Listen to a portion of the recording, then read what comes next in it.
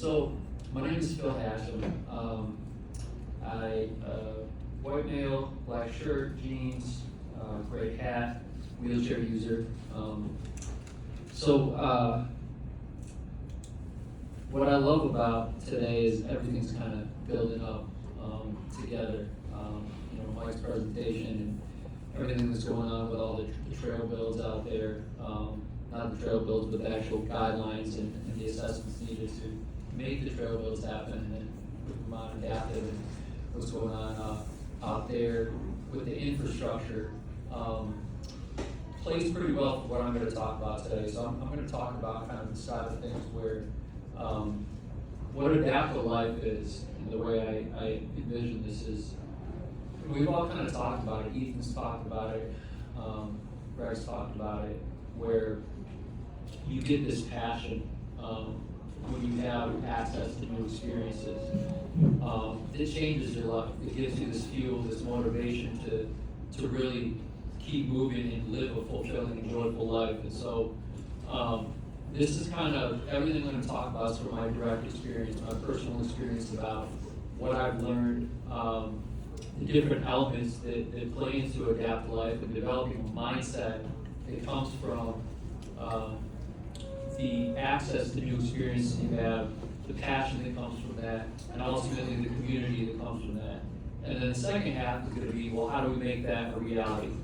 With both the roles that programs, adaptive sports programs will play, what they can do to allocate resources to get bikes in hands, so they can see the impact that they have and what it does for their organization, the community around them.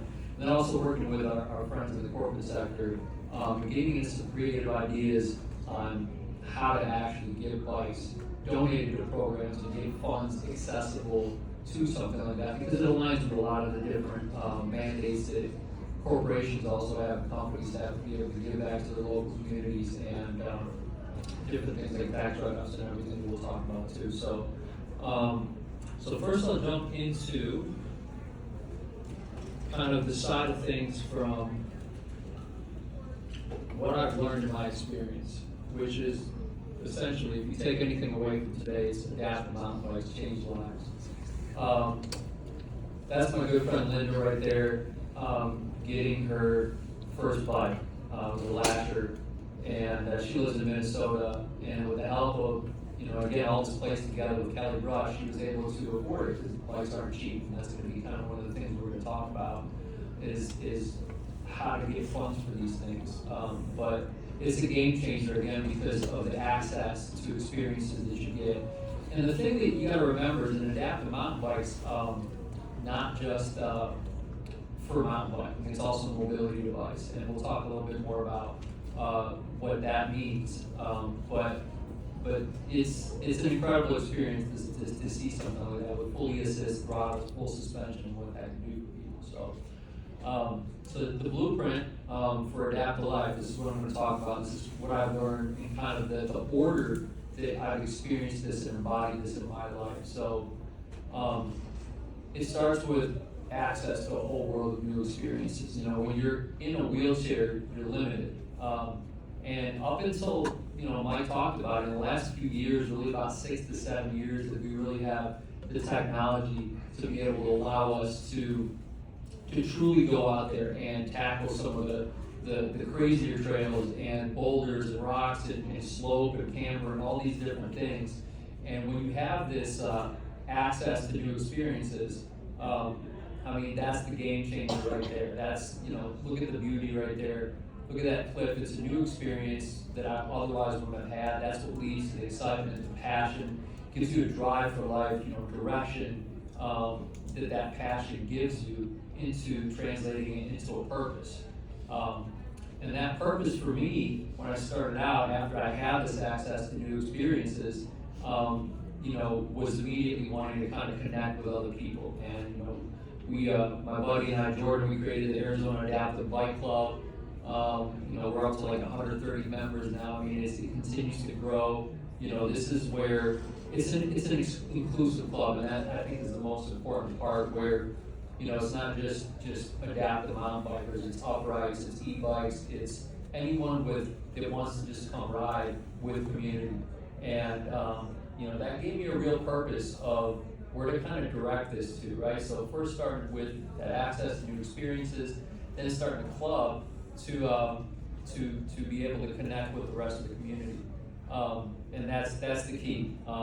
That's really, I think, the sustaining factor is that passion that gives you the purpose, what that looks like, will usually connect with a community element. And the community element, that part, like, and Ethan mentioned it, when you're on the trails, it's the complete opposite than when you're in a chair. When you're in a chair, you get that kind of awkward glance in the other direction. People don't know what to say. They don't want to say the wrong thing. With the bike, it's a totally different thing. It's eyes are immediately wide. They're dark to you, big smiles. What's that? Is that a motor? Is that full suspension? Questions, engagement. Now you're connected. Now you're together. Now you're having a conversation. All of a sudden you're riding together, and then you're having a beer and a burger, and now your world expands. And that feeds your soul. That gives you a purpose. That gives you a drive for life. And now you connect that into the community. Those are the two fundamental building blocks that lead into the adaptive mindset. And that's where you kind of get into that acceptance of your disability, whether it's from birth, whether it's something that was acquired. That's an element that really solidifies that acceptance you have around your plight. And then when you get to that stage, your problems, they seem smaller. You're no longer focused on what's troubling you, because now you have something to live for. Now you have a community of others that are out there that you're helping, that you're focused on, instead of focusing inwardly on what's troubling you. And I mean, these are things that are beyond just an assistive technology. I'll talk a little bit later on. I call it a mental health device, because it's a catalyst for inner transformation. And at the end of the day, I mean, this is a multi-billion-dollar industry of people going out, seeing therapists, pills for depression, and all kinds of things, suicide rates going up. To have something like this be able to free ourselves, to change ourselves, that's priceless. That's priceless. So the bike itself is a mental health device. It's not just an assistive technology. It's not just a mobility device or a mountain bike. It's all of that. And that's what makes it worth every penny and the things that it brings to our lives. Of course, at that point, you start exercising. Now that you've come to that acceptance, you have enough energy for life. The bike allows you to exercise. Your perspective starts to change, so you're energized. You're no longer brought down by the troubles of life. So you have a new vigor of life. And naturally, at that point, you have a drive to travel. I started traveling everywhere. I mean, every event that was out there, I was out there. It's how I met Greg. We were racing in Crested Butte, and Ethan coming out here. We're all riding together, and we're all going to different events, and the sport's continuing to grow, and the Stoke is continuing to build, and so is the community, and your lives are just changing. A couple slides back, you saw, me kind of dapping someone out there. That's how I met my girlfriend Alex right here. So the bike brought me, the love of my life, and I mean, that's priceless. I mean, this is everything I'm speaking of. This is what the bike has done. I just about to tear up. I mean, it's life changing. So, and then finally, what I've seen, and I've seen it. I mean, Greg, Ethan, myself, it turns us into like advocates, soldiers for advocacy. Because what happens is when you're on the bike, and you guys heard it in the last presentation, your needs for access kind of drive you into connecting with the right people, the forestry departments, the cities, the trail builders, to be able to create the access that we need to be able to ride our bikes and to be able to have this equal access, right? And so that most everyone I've met along my journey, hundreds of people have become these local advocates in their community. And so it's this multiplication effect. It's not just like, hey, we invest in a bike here, and it just kind of has whatever effect it has on the people riding it. There's multiple layers to this thing because of what it does to change your life and the needs that we have to be able to put that back into the community in the form of advocacy. And so the community is central to everything that I'm talking about here. And with passion and equals purpose, right, you get that slope of the bike that leads you to whatever purpose you want to focus on. You know, initially it started out, I wanted to scout trails that be accessible for adaptive riders, right? So that I could share like the videos I was making for people to be able to see where they can ride. And that tied me into the community, doing more speaking and connecting with more people. And it just created this foundation. And that richness of that community, that's really the thing that sustains you when you have a bad day and the fickleness of your desires might be kind of floating left or right, and why am I doing this, and do I want to keep on doing it? It's hard, but when you're connected to that community, and that's what adaptive mountain bikes do, and that's what programs do for us that have these bikes, it's something beyond yourself that keeps you pushing, because it's not just about you. There's other people out there, and you want to help them, you want to share the experience that you've had, and that's why it's so central to everything we're talking about today. And those are the building blocks of that adaptive mindset. When you acquire that mindset, and this is not just for people with disabilities, this adaptive mindset that you learn, right? That now you have that drive in life, that passion, that gives you the purpose, and the community that gives you the connection, and you have accepted that disability, you've come to terms with your plight, your mindset becomes more resilient to whatever life throws at you. And that's what really came out of this, that was the priceless thing for me, is to be able to be prepared for whatever life throws. And that's something that we learn through this process of access to these new experiences and the community element and the passions that come from that. And that's something that either disabled or non-disabled, we could all have a more resilient mindset that helps us be more equipped to take on the challenges of life. And so the bike is a mental health device. I touched on that a little bit. Why, right? It's a catalyst for this inner transformation because of the access to these new experiences in the community and everything that comes from that. So I can't stress the importance of how to view what this technology actually is. It's not just an assistive technology that gives us access to trails, it's much more beyond that. And as far as the next part of the presentation that we're going to get into programs and funding is the sport itself, the technology is ready, right? I mean, we've had mountain biking for about 20 years with the one-off, right? But that was a rigid frame, no suspension, no motors, no throttle, limited access, blowing out your shoulders, right? Our shoulders are our most important asset, as a wheelchair user. So having an assist to be able to adjust settings, to be able to have a throttle so that you're leaning, you don't need to be cranking, things of that sort. The suspension to be able to have the bike articulate, to be able to take on, a dynamic terrain. It's ready to invest in. So yes, the price is high, but it's justifiable because A, of what the bike does for not only the people experiencing it, but building the communities, and obviously the technology is ready as a long-term investment because it's so capable.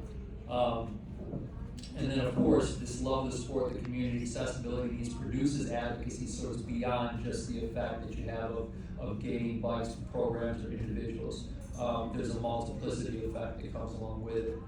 So now the challenges, we talked about this, so we talked about why this is so awesome. And I think, throughout all the presentations today, that picture I think has been painted. So now that we want to have a program, want to get more butts in bikes, what are the hurdles that we face? Of course, cost is the first one, right? That's the biggest hurdle.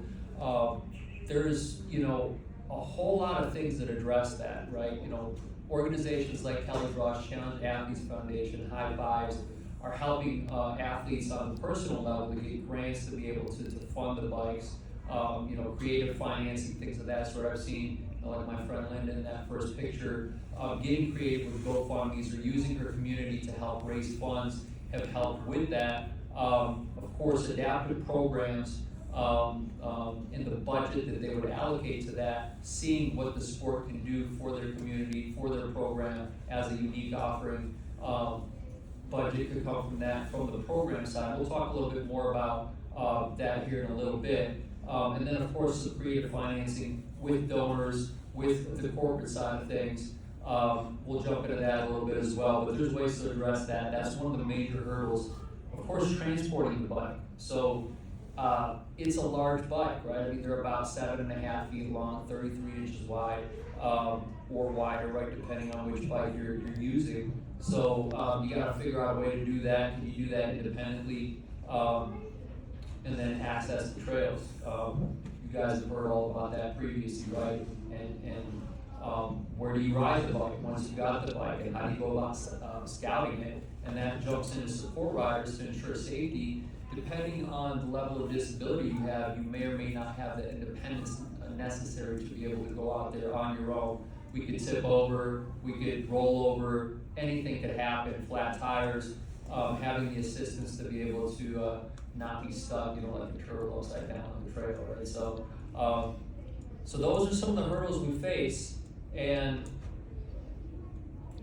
adaptive sports programs solve all of them. And that's kind of the focus here, is the programs itself. Any beginner starting out for biking, that's the gateway. That's how you get into it, because there's so much involved, it could be overwhelming. And the importance of access to more bikes starts with adaptive programs. And that's what allows people to safely get into a new sport that might be overwhelming otherwise if they kind of start to look at the costs and some of the things involved with transportation, where to ride, things of that sort. So it's the surest way to try a bike. Having a bike at a program has, again, a multiplicity effect, because one bike, two bikes, three bikes at a program can impact hundreds of individuals. So it's the most efficient way. If we're going to be talking about allocating funds later on, if we're going to be trying to get the corporate sector involved to help fund something like this, that's your bang for your buck right there, so to speak. And people will travel from all around the country to ride a bike. I have people reaching out to me all the time, hey, where can I try a bike? It's expensive, I'm gonna buy this, I wanna know if it works for me. And so having places to be able to direct them to is crucial. Solves the transportation issue for us. There's trailers, programs have trailers that have means to be able to transport the bikes. You could come to the program and get transported yourself to the trailhead. So it solves that issue, which is major as well. Just show up and be ready, to receive the stoke. And then programs, volunteers at programs. I myself work with a lot of programs to help scout trails in your local area that are going to be appropriate to take different levels of riders on, from beginner to intermediate to advanced, but a lot of times programs are dealing with beginner riders, so finding appropriate trails to ride, that's all brought to life there at the program level too. And then support riders, you got that safety there. Something happens, flat tires, you tip over, you have that safety, so that's huge, that peace of mind. So that's the 4 hurdles that are solved right there by programs, and then there's more. You get the skills training, you know what to do, how to lean, how to operate the bike, braking, shifting, and line choice, things of that sort. So you get that training, and then of course the major element is you get a community built in with that. You get other riders out there to be able to connect with, and that's the thing, as I previously talked about, that really is the game changer inside for your life. So how do we tackle this? We know what the stoke is, we know what the problems and the hurdles that we face are, and we know that adaptive programs are the answer to the gateways to adaptive mountain biking. And the short answer is it's a combined effort, right? It's not going to be one thing of how we tackle this problem, right? It's going to be on the individual level, grants and creative fundraising, GoFundMes, things of that sort.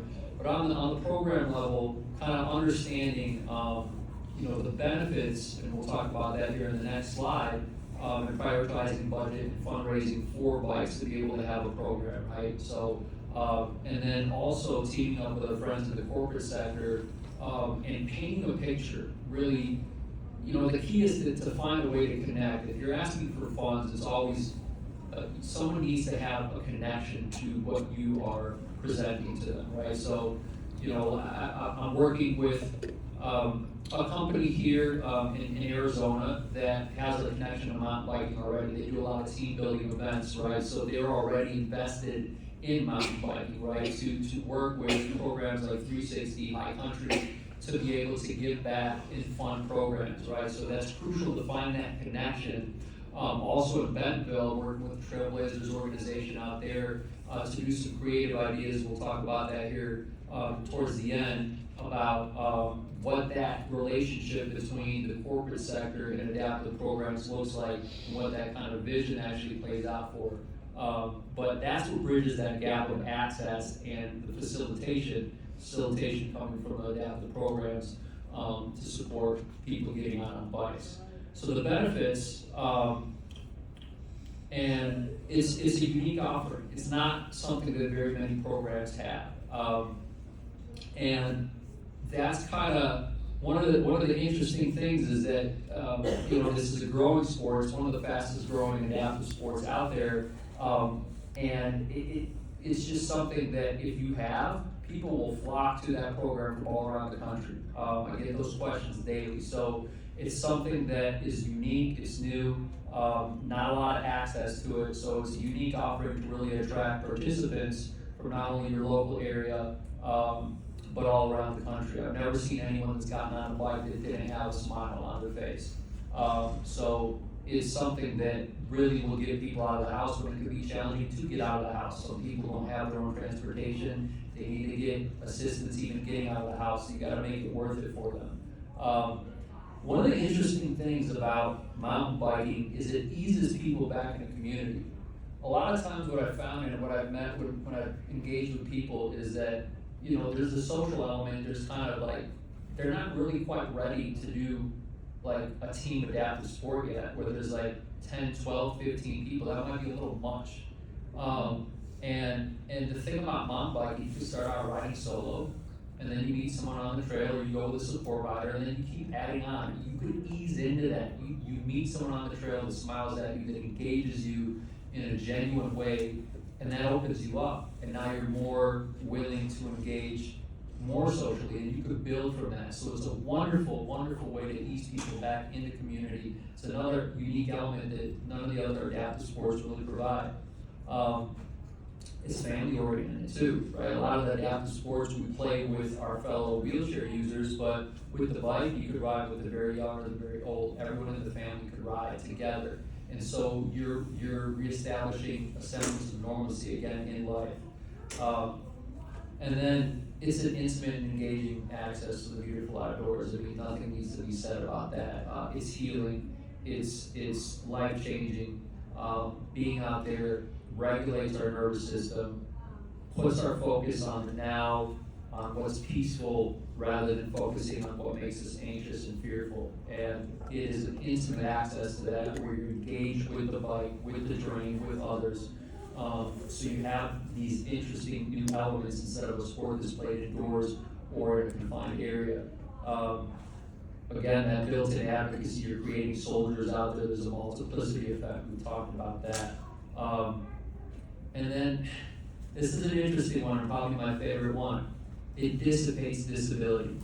It turns us into superheroes. I always refer to my bike as my Iron Man suit. Like when I'm on it, Ethan said it, you don't feel disabled. You forget you're in a chair. You're just out there like anyone else, flying through the trails. It's game changing. That's the biggest game changing element of it. It's the closest thing akin to a semi-cure that you will find out there. And you can't overstress the importance of that, what that does for people. So massive benefits to justify prioritizing budget for bikes. I mean, the whole it's expensive thing is only expensive relative to the return on investment. But when you have multiples of return on investment, the price is just the price needed to be able to make that happen when you're looking at it in the context of the actual reach and the effect that it has. On the corporate side, so the benefits to corporations. Obviously, the first obvious one is the tax write-off. With the charitable donation to a nonprofit adaptive sports program, you could write off the whole amount of a bike, 15, 16, 17 grand, whatever that is. That already makes sense, right? And a lot of these corporations, they have mandates that they have to give back X amount of money to the local communities every year. So why not give it to the most worthy cause out there? Again, connecting the companies and the people in the decision-making process to that, like the company here we're working with that already is involved in mountain biking is crucial. You have to have that bridge of connection, right? But in terms of once you have their attention, the justification for this, for the allocation of funds that they're already spending, is right here. I mean, there's no reason why they wouldn't want to do that when they're already going to be allocating funds, assuming you paint this picture and it's connected to something that they see value in and that they're connected in some way. You know, sometimes you're talking to directors that have a brother-in-law that might have a disability or some things of that sort. Those things connect them to the cause. It's a great marketing opportunity. If you see right here on the bikes, on the lasher specifically, there's an area right in the back where, put the name, whether it's KBF or 360 or Permobile or whoever is the donor, they have that attention right there on the bike. So every time people with disabilities, especially if the donor is someone that is in a market catering to people with disabilities, that's a huge selling point. Every time someone with a disability gets on their bike, they see their name, right? That's advertising. They're already spending budget on marketing, right? Why not spend it here? And then, of course, the community involvement. Again, mandates. Companies want to be involved in the communities. They want that positive brand recognition and exposure. They want to be viewed a certain way. It's a part of the corporate image. So that allows an outlet, a tangible way to give back to local communities and impact the lives positively of people with disabilities. Also, companies are always looking for interesting team building opportunities and events instead of the typical, like, hey, let's go to Top Golf or whatever the same drawn out game plan is for team building. So why not connect with your local adaptive sports program and go out there and expand. Not only you're going to get the bonds of riding together from the team that comes, but you expand your reach into the next point, which is inclusivity and diversity and understanding your local community. And these things play back into having a much more productive team too, because they're exposed to things that they wouldn't otherwise be exposed to, perspectives that they wouldn't otherwise be exposed to. And that helps the team be more productive, more efficient, more sensitive to the community. And so there's huge benefits from that. And so there's opportunities to conduct seminars, to have these team building events. I help with that. I can consult with programs on how to do that and how to bridge that gap between the corporate donors, and having them more involved in these ways, not just donating a bike, also creates a long-term relationship and sustained donations for future aspects of the program as well. And then, of course, by empowering people with disabilities access to these new experiences, lives are changed, disabilities transcended, and you become advocates for further impact in the community. And when a corporation feels that the money's going just beyond just the funds, that's a massive thing that you are offering to a company that can do things in a way that their money can't do in other areas if it's donated elsewhere. So huge benefits out there. It's another aspect to tap into funds that hasn't really been done much. Christian with Bowhead has been doing something like this, and it's worked very successful. So there is a precedent on how it's done, how to do it, and it's something that we need to tap into more for a funding source. And finally, this is kind of what says welcome to paradise. This is, for those who haven't been, this is Bentonville, Arkansas. And you guys might say, what's Bentonville, Arkansas? Well, Bentonville, that's the home of Walmart, first of all, so that's why it's kind of on the map. And the thing about Walmart's presence there, right? And this is kind of combining everything I've been talking about this presentation, which is the programs and the corporate world and what this results of this combined effort look like. And you gotta find a connection to mountain biking, and the Walton boys happen to be avid mountain bikers. And when you combine billions with passion, you get the Six Flags of aMTB. And you got $250 million in the trails over there. Now, this is more the ideal than the standard, but it's a blueprint of what it looks like when programs and the corporate world come together, along with the city too, right? To be able to impact trail builds and to provide an environment to ride your bikes. But this is kind of the culmination of what I'm talking about. We're watching a short little video here on the stoke that you get. This is kind of everything we've talked about in this whole time, from the new experiences to getting on the bike to the community. What does this actually look like? This was an event we had in October. It was the biggest adaptive mountain biking event in the history of the world. 42 adaptive riders that were out there, got together. The pictures here you see on the left. You've got the 42 riders over there. That's me, my good friend Brian, in the middle. He was the organizer of this event, a huge advocate for the sport. And then you see the community over there, you know, all of us hanging out, having a beer, having pizza. That's what the vision of this looks like when it's all put together. You know, you're out riding your bike, you're together, you're achieving the stoke, you're having a meal together, making new friends. That's life. And so this is what it looks like.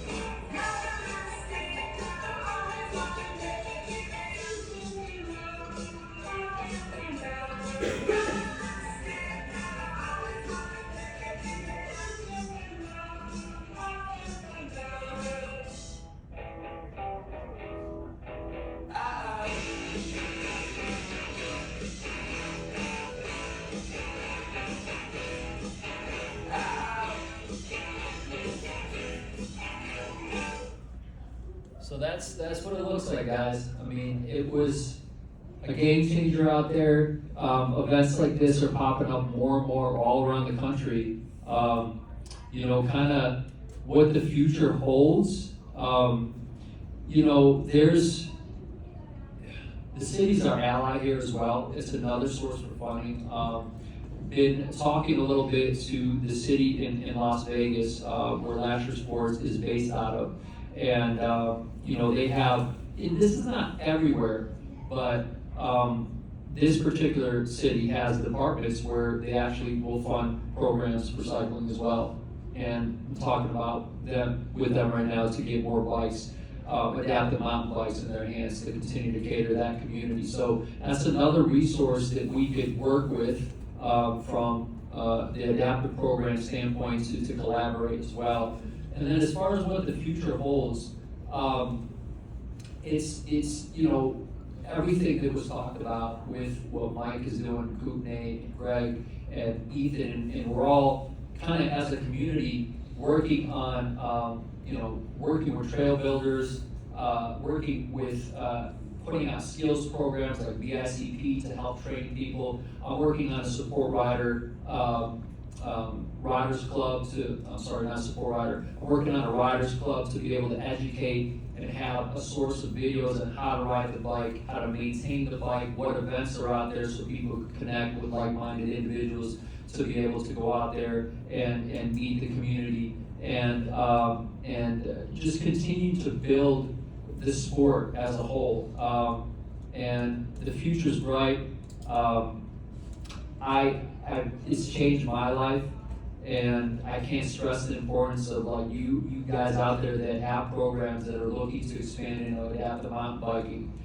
It's a game changer, and I'm very happy to be able to be out here with you guys. This is a little bit more about what I do specifically. And if you guys have any questions, take down my contact info, whether it's about getting bikes for your programs, anything about. Also, BICP instructor, right, so I can help do lessons and train volunteers, participants, things of that sort, and kind of bridge that gap in the corporate world to be able to offer strategies and approaches on how to be able to get additional sorts of funding. But really, to you out there that are adaptive programs, I can't stress the importance of prioritizing budget for something like that. It's a life changer, and as you see, adaptive mountain bikes change lives.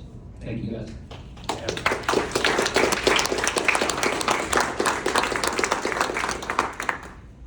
Question time. Throw them at me.